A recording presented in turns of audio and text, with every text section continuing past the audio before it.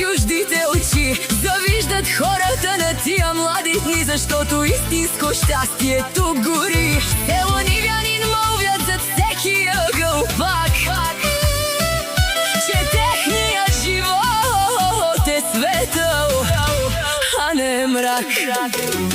О, Габриеле, на теб завиждат тук, че имаш дом, в който няма скръп и звук на злобни думи, само топла тишина. И в прегръдката ти грее Патрисия. Красив е твоят син, малкият Василий, закрилян от небесни святи сили.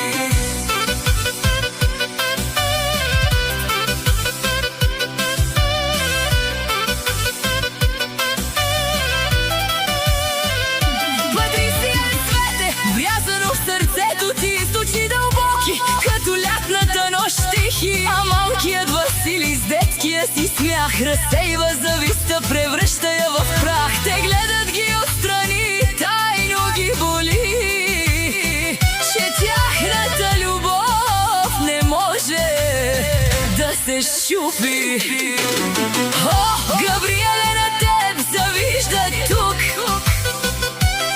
че имаш дом, в който няма кръв и звук на злобни думи, само топла тишина. И в прегръдката ти грее Патрисия.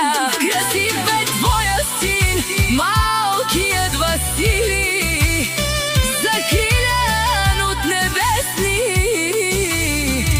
святи сили. Нека си говорят, нека злобата гори, те слама палят в празнични нощни игри. Когато Бог ти е дал такова семейство, завистта на хората е просто безумство. Габриел,